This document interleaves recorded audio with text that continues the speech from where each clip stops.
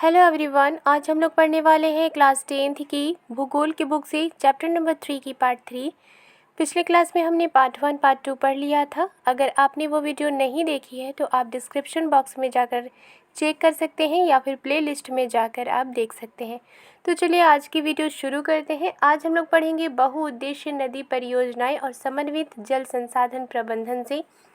बहुउद्देशीय नदी परियोजनाएं और समन्वित जल संसाधन प्रबंधन यानी कि नदियों में ऐसी योजनाएं बनाई गई जिससे कि जल संसाधन का प्रबंधन तो हुआ ही साथ उससे कई उद्देश्यों की पूर्ति भी हुई।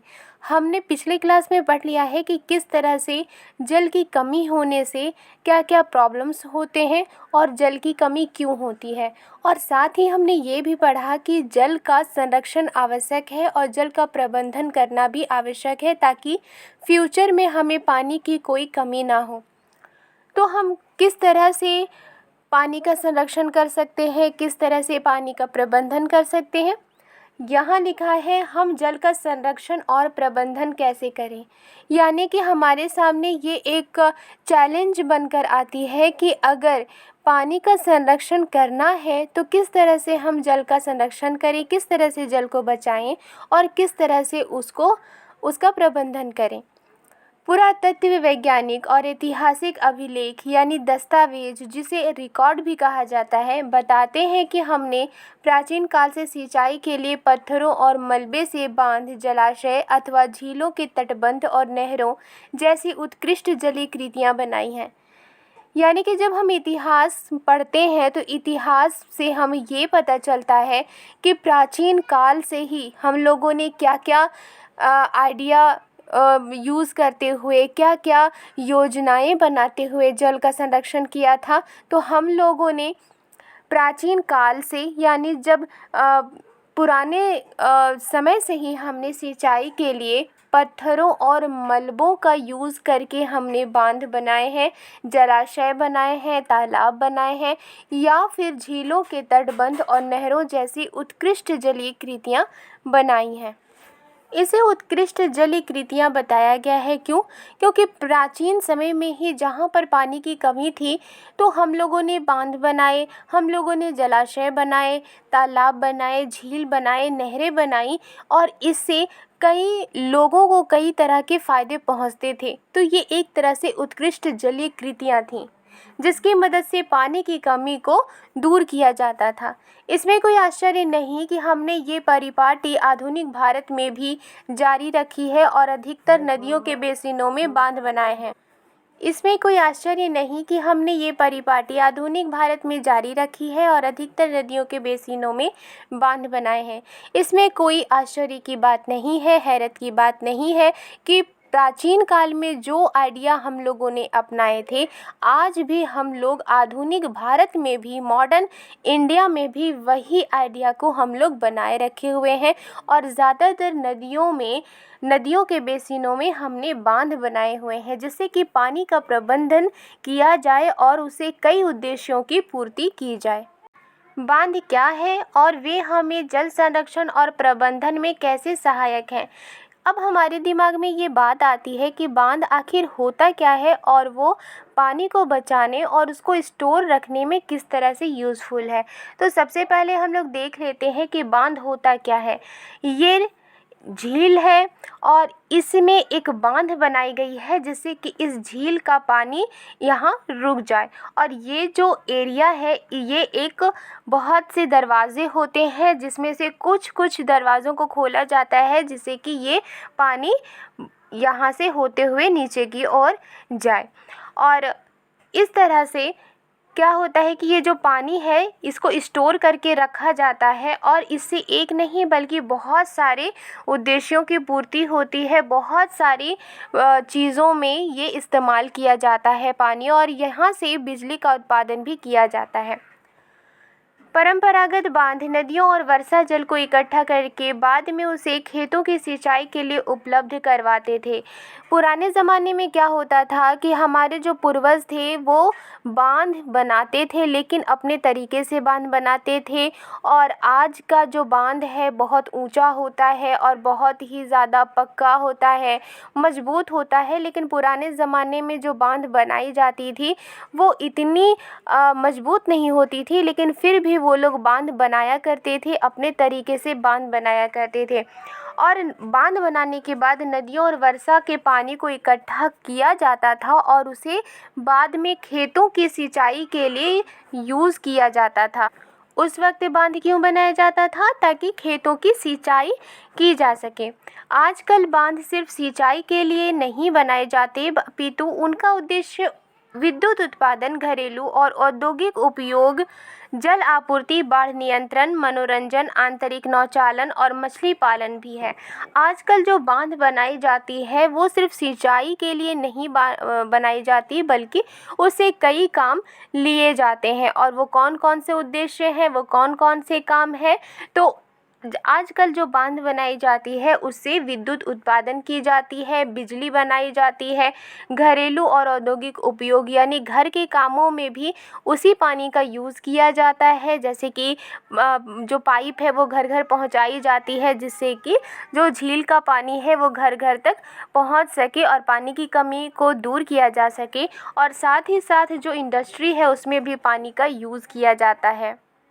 जहाँ पर पानी की कमी है वहाँ पर पानी की आपूर्ति की जाती है, वहाँ पर पानी मुहैया की जाती है, वहाँ पर पानी को सप्लाई किया जाता है।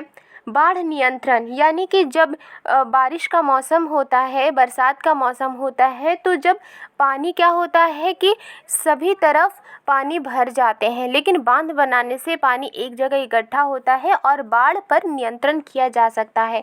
मनोरंजन के लिए भी बांध बनाया जाता है। जब बांध बनाई जाती है तो उसमें बहुत सारे पर्यटक घूमने के लिए आते हैं, जिससे कि मनोरंजन भी होता है। आंतरिक नौचालन, बांध बनाने का एक और उद्देश्य ये होता है कि जब वहाँ पर पानी जमा होती है तो वहाँ पर नौचालन किया जाता है। लोग नौका पर बैठ करके नौका विहार करते हैं, नौका पर बैठ करके घूमते हैं। और मछली पालन भी है। और साथ ही साथ जब बांध बनाया जाता है तो उसमें मछली पालन भी की जाती है, जिससे कि इकोनॉमी अच्छी होती है, सुधरती है।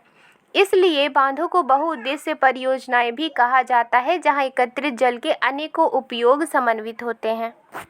और जब बांध से इतने सारे उद्देश्यों की पूर्ति होती है, बांधों से इतनी ज़्यादा हमें फ़ायदा मिलती है, तो इसी वजह से बांध को बहुउद्देश्य परियोजनाएं भी कहा जाता है। जहाँ पर पानी जो एकत्रित रहती है, जमा रहती है, उसका कई तरह से उपयोग किया जाता है, कई तरह से यूज़ किया जाता है। उदाहरण के तौर पर सतलुज ब्यास बेसिन में भाखड़ा नांगल परियोजना जल विद्युत उत्पादन और सिंचाई दोनों के काम में आती है।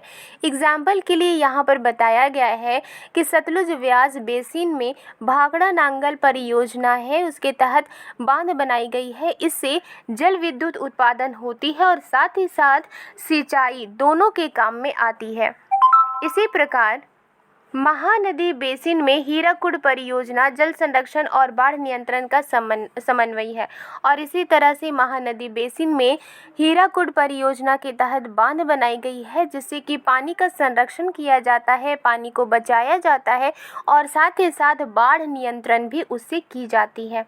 स्वतंत्रता के बाद शुरू की गई समन्वित जल संसाधन प्रबंधन उपागम पर आधारित बहुउद्देश्य परियोजना को उपनिवेशन काल में बनी बाधाओं को पार करते हुए देश को विकास और समृद्धि के रास्ते पर ले जाने वाले वाहन के रूप में देखा गया। यानी कि स्वतंत्रता के बाद हमारे देश की तरक्की किसके आधार पर हुई? हमारे देश की तरक्की हुई बांध बना करके, क्योंकि बांध जब बनाया गया तो उससे एक नहीं बल्कि कई तरह के फायदे पहुंचने लगे थे। जवाहरलाल नेहरू गर्व से बांधों को आधुनिक भारत के मंदिर कहा करते थे। हमारे चाचा नेहरू जिसे कहते हैं पंडित जवाहरलाल नेहरू, वो बड़े ही गर्व से बांधों को आधुनिक भारत के मंदिर कहा करते थे। उनका मानना था कि इन परियोजनाओं के चलते कृषि और ग्रामीण अर्थव्यवस्था, औद्योगिकरण और नगरीय अर्थव्यवस्था समन्वित रूप से विकास करेगी। जवाहरलाल नेहरू क्यों बांधों को आधुनिक भारत के मंदिर कहा करते थे? क्योंकि उनका ये मानना था कि अगर बांधों को बनाया जाता है और उससे कई फ़ायदे होते हैं, तो इससे ग्रामीण अर्थव्यवस्था सुधरती है, यानी कि गांव में रहने वाले लोगों की भी अर्थव्यवस्था सुधरेगी। साथ ही साथ इससे इंडस्ट्री में भी विकास होगा और नगर की अर्थव्यवस्था भी इससे सुधरेगी। पिछले कुछ वर्षों में बहुउद्देशीय परियोजनाएं और बड़े बांध कई कारणों से परिनिरीक्षण और विरोध के विषय बन गए हैं। हालांकि बांध जब बनाई जाती है तो उससे बहुत सारे फायदे तो होते हैं, लेकिन बांध बनाने के बाद कई कारणों से पिछले कई वर्षों में ये एक विरोध का विषय भी बन गया है। अब वो विरोध का विषय क्यों बन गया है? नदियों पर बांध बनाने और उनका बहाव नियंत्रित करने से उनका प्राकृतिक बहाव अवरुद्ध होता है, जिसके कारण तलछट बहाव कम हो जाता है और अत्यधिक तलछट जलाशय की तली पर जमा होता रहता है, जिससे नदी का तल अधिक चट्टानी हो जाता है और नदी जल जीव आवासों में भोजन की कमी हो जाती है। यानी कि जब हम नदियों में बांध बनाते हैं तो उससे क्या होता है कि नदी अपने नेचुरल बहाव को रोक लेती है। यानी कि जब नदी में बांध नहीं बनाई जाती है तो वो नेचुरल तरीके से फ़्लो करती है, नेचुरल तरीके से वो बहती है। लेकिन जब नदी में बांध बना दिया जाता है तो उसकी जो नेचुरल फ़्लो है वो रुक जाती है और इसकी वजह से जो जमाव होते हैं, तलछट बहाव जो होता है वो क्या होता है कि नदी की तली में तलछट जमा हो जाते हैं। नदी के तल में यानी सरफेस पे चट्टान है, बालू है, कीचड़ है, वो जमा होता रहता है, जिससे कि नदी का जो सरफेस है, नदी के अंदर की जो ज़मीन है वो अधिक चट्टानी हो जाती है और इसकी वजह से नदी में पाए जाने वाले जो जलीय जीव हैं उनके आवासों में कमी हो जाती है और उनके भोजन में भी कमी हो जाती है। बांध नदियों को टुकड़ों में बांट देते हैं, जिससे विशेषकर अंडे देने की ऋतु में जलीय जीवों का नदियों में स्थानांतरण अवरुद्ध हो जाता है। बांध बनाने का एक और नुकसान ये होता है कि जब नदियों में बांध बनाई जाती है तो नदियाँ टुकड़ों में बँट जाती है, जिससे कि किसी एक ऋतु में जब जलीय जीव अंडे देते हैं तो उस ऋतु में जलीय जीवों का नदियों में स्थानांतरण रुक जाता है। बाढ़ के मैदान में बनाए जाने वाले जलाशयों द्वारा वहां मौजूद वनस्पति और मिट्टियां जल में डूब जाती हैं, जो कालांतर में अपघटित हो जाती हैं। तीसरा नुकसान ये है कि बाढ़ के मैदान में बनाए जाने वाले जो जलाशय होते हैं, जो तालाब होते हैं, उसके द्वारा वहाँ पर मौजूद जो वनस्पति होती है, जो पौधे होते हैं और मिट्टियाँ जो होती हैं वो पानी में डूब जाती हैं, जो कालांतर में अपघटित हो जाती हैं यानी डिकम्पोज हो जाती हैं। बहुउद्देशीय परियोजनाएं और बड़े बांध नए पर्यावरणीय आंदोलनों जैसे नर्मदा बचाओ आंदोलन और टिहरी बांध आंदोलन के कारण भी बन गए हैं। बहुउद्देशीय परियोजनाएं और बड़े बांध नए पर्यावरण आंदोलन जैसे कि नर्मदा बचाओ आंदोलन हुआ था, और ये क्यों हुआ था? क्योंकि नर्मदा को बचाने के लिए, उसको सूखने से बचाने के लिए, उसके संरक्षण के लिए ये आंदोलन किया गया था और टिहरी बांध आंदोलन भी किया गया था। तो ये क्यों किया गया था? क्योंकि बांध से जो बहुउद्देशीय परियोजनाओं के आधार पर जो नदियों का इस्तेमाल किया जा रहा था उससे कई तरह के नुकसान हो रहे थे। इसी वजह से नर्मदा बचाओ आंदोलन और टिहरी बांध आंदोलन हुआ था। इन परियोजनाओं का विरोध मुख्य रूप से स्थानीय समुदायों के वृहद स्तर पर विस्थापन के कारण है। और इन परियोजनाओं का विरोध क्यों हुआ था? क्योंकि वहाँ के जो लोकल समुदाय हैं, वहाँ के जो लोकल लोग थे, वहाँ के जो लोकल कम्युनिटी थी, वहाँ पर वो बहुत ही ज़्यादा लेवल पर उनको विस्थापन होना पड़ा था। आमतौर पर स्थानीय लोगों को उनकी ज़मीन, आजीविका और संसाधनों से लगाव एवं नियंत्रण देश की बेहतरी के लिए कुर्बान करना पड़ता है। आमतौर पर जो लोकल लोग होते हैं उनको अपनी ज़मीन देनी पड़ती है बांध बनाने के लिए। जब सरकार का ऑर्डर आता है तो आम लोगों को भी अपना ज़मीन देना पड़ता है और उस जगह पर उनकी अपनी आजीविका चलती है, खेत खलिहान होते हैं और कई तरह के संसाधन होते हैं। उनका उन आजीविका से, संसाधनों से उनका लगाव होता है, लेकिन फिर भी सरकार के ऑर्डर पर उन्हें सब कुछ कुर्बान करना पड़ता है। इसलिए अगर स्थानीय लोगों को इन परियोजनाओं का लाभ नहीं मिल रहा है तो किसको मिल रहा है। और जब स्थानीय लोग अपना सब कुछ कुर्बान कर देते हैं लेकिन उन्हीं लोगों को अगर फ़ायदा नहीं पहुंच रहा है तो किसे पहुंच रहा है? शायद ज़मींदारों और बड़े किसानों को या उद्योगपतियों और कुछ नगरीय केंद्रों को। तो अगर उन लोगों को फ़ायदा नहीं पहुंच रहा है तो शायद ज़मींदारों को फ़ायदा पहुंच रहा है, शायद बड़े किसानों को फ़ायदा पहुंच रहा है, शायद इंडस्ट्री बनाने वाले लोगों को फ़ायदा पहुंच रहा है, या फिर कुछ नगरीय केंद्रों को फ़ायदा पहुंच रहा है। तो जो स्थानीय लोग होते हैं, जब उनको फ़ायदा नहीं पहुंचता, उनको कोई लाभ नहीं मिलता, तो वो क्या करते हैं? आंदोलन करते हैं। गांव के भूमिहीनों को लीजिए, क्या वे वास्तव में ऐसी परियोजनाओं से लाभ उठाते हैं? तो दूसरी तरफ हम देखते हैं ऐसे लोगों को जो भूमिहीन है, यानी जिनके पास ज़मीन ही नहीं है, तो क्या उनको ऐसी परियोजनाओं से कोई लाभ मिलते हैं? सिंचाई ने कई क्षेत्रों में फसल प्रारूप परिवर्तित कर दिया है, जहां किसान जलगहन और वाणिज्य फसलों की ओर आकर्षित हो रहे हैं। इससे मृदाओं के लवणीकरण जैसे गंभीर पारिस्थितिकीय परिणाम हो सकते हैं। तो सिंचाई ने जब किसान जो होते हैं वो अपने खेतों में जो सिंचाई करते हैं, उसके लिए उनको बहुत सारे पानी की ज़रूरत होती है। वो पानी वो कहाँ से लेते हैं? तो नलकूप से लेते हैं, मोटर लगाते हैं, राइट। तो इस तरह से जो सिंचाई करने का जो तरीका है उसने फसल के प्रारूप को परिवर्तित कर दिया है, चेंज कर दिया है। जहाँ किसान जलगहन और वाणिज्य फसलों की ओर आकर्षित हो रहे हैं, ऐसे फसलों की ओर आकर्षित हो रहे हैं जिसमें ज़्यादा पानी की ज़रूरत होती है, ऐसे फसलों की ओर आकर्षित हो रहे हैं जिससे बाज़ार भाव अच्छी मिलती हो, उनकी इकोनॉमी अच्छी सुधरती हो, तो ऐसे फसलों की ओर वो अट्रैक्ट हो रहे हैं। और इसकी वजह से जो मिट्टी है उनका लवणीकरण हो रहा है, यानी मिट्टी में जो एसिड की मात्रा है वो ज़्यादा हो रही है या नमक की मात्रा है वो ज़्यादा हो रही है। तो ऐसे गंभीर पारिस्थितिकीय परिणाम हो सकते हैं।